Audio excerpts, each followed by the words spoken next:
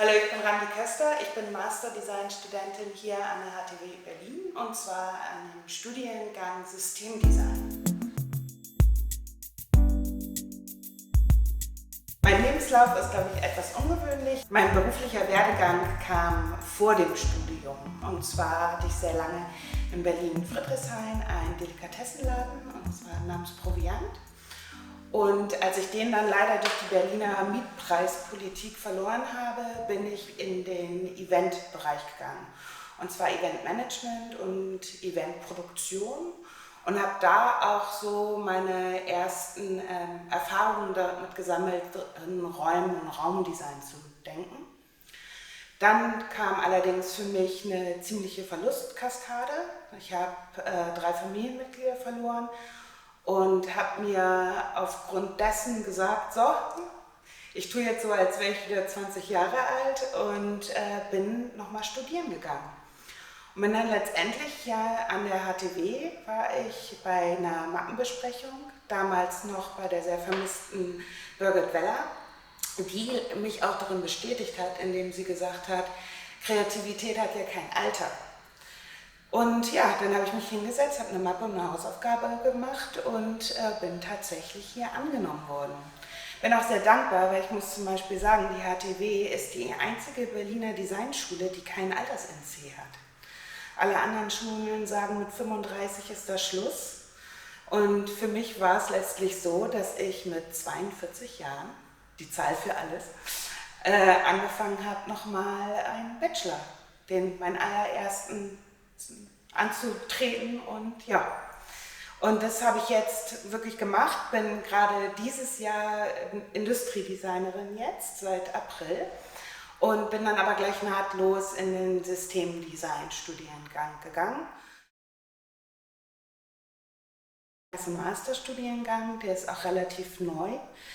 Er beschäftigt sich damit, dass wir sehr komplexe Systeme haben, dass wir diese versuchen neu zu denken.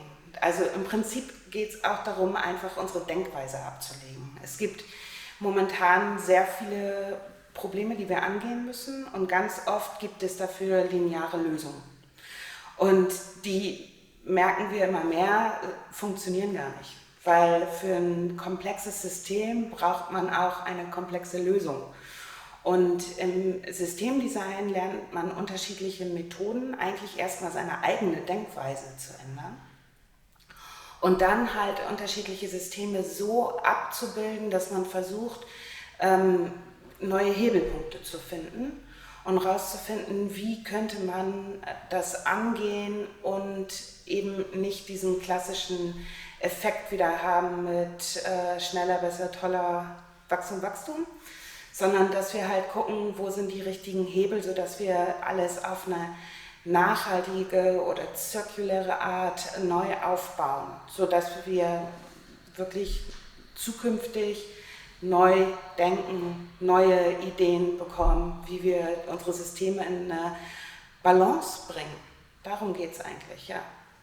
Also ich kann jedem nur anraten, sich für den dann doch sehr jungen Systemdesign-Studienkurs zu bewerben. Die Bewerbungsfristen gehen jetzt bis Anfang, Mitte Dezember. Geht einfach auf die Website, guckt bei LinkedIn, wie auch immer. Also ich kann es nur jedem empfehlen, weil meiner Meinung nach ist das auch die Zukunft von Design. Weil das ist das Wichtige, dass gerade wir Designer haben, finde ich, auch die Verantwortung, aktiv alles mit zu verändern. Wir können nicht immer nur sagen, wir schieben das auf den Verbraucher oder Konsumenten und sagen, hättest du ja nicht kaufen müssen. Nein, wir müssen die Sachen so entwickeln, dass sie Sinn machen für die Welt.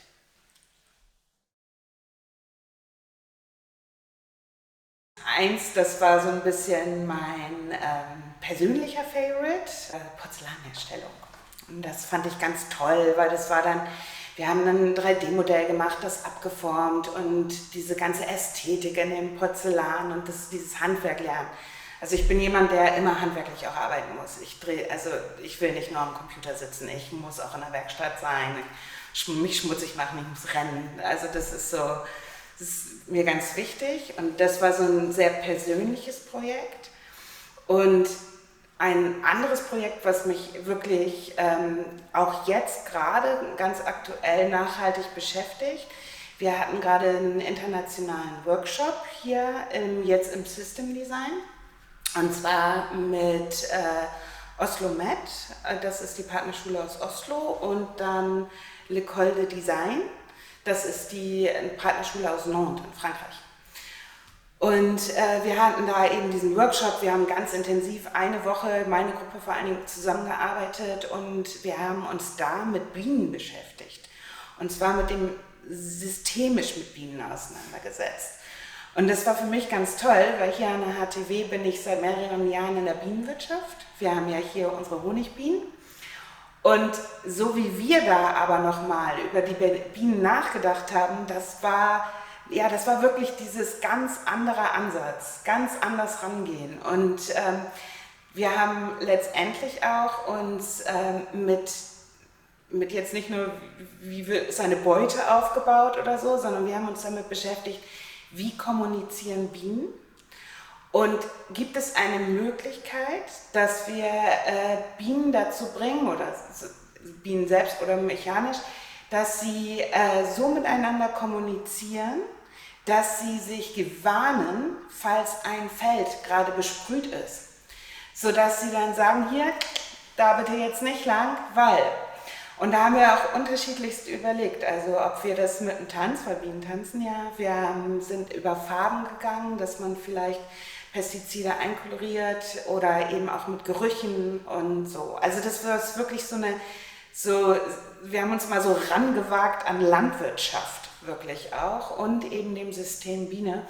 Und das war so toll und auch so, es hat nicht nur Spaß gemacht, sondern es war halt auch so ergiebig. Also wir haben uns auch von so international so bereichert, weil wir unterschiedlich auch an die Methoden rangegangen sind, dass wir gesagt haben, wir machen das weiter.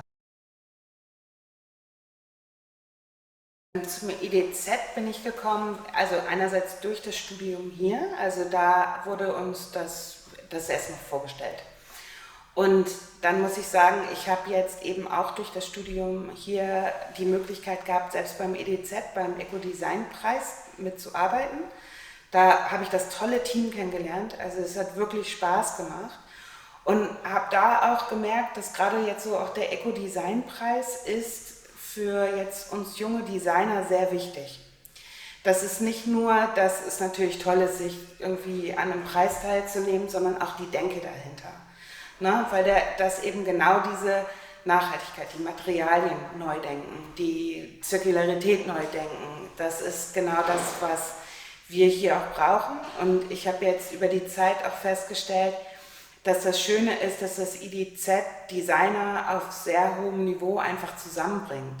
Und gerade bei uns jungen Designern, also ich bin ja gar nicht so jung, aber meine Kommilitonen. Es gibt immer den Spruch, in Berlin wird mal alle 3 Minuten kein Designer geboren. Und man fühlt sich erstmal, wenn man jünger ist, so ein bisschen lost. Und das IDZ ist so eine Möglichkeit, wo man so ein bisschen auch mal erstmal in der Szene aufgefangen wird. Wo man da sich treffen kann, mit Leuten reden kann und auch das Gefühl hat, okay, so funktioniert's, oder da könnte ich mich mal melden. Oder Dach ist so, man kann das auch international denken. Das ist ja auch nicht nur auf Berlin bezogen. Deswegen, also als Student ist es, finde ich, unheimlich wichtig, sich dahin zu gehen, zu involvieren, tolle Sommerfeste mal mitzumachen und einfach, ja, diese nicht so Angst haben vor der großen Szene, sondern sich aufgenommen fühlen.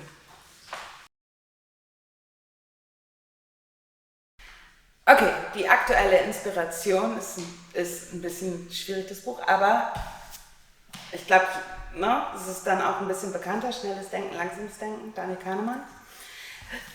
Da im Prinzip geht's um wie verhalten wir uns, warum verhalten wir uns so. Und ich finde, neben all jetzt auch diesen Designmethoden ist das auch ganz wichtig, einen Einblick zu bekommen ins menschliche Verhalten, warum wir so reagieren und warum vielleicht deswegen auch einige Sachen funktionieren und andere Sachen nicht funktionieren.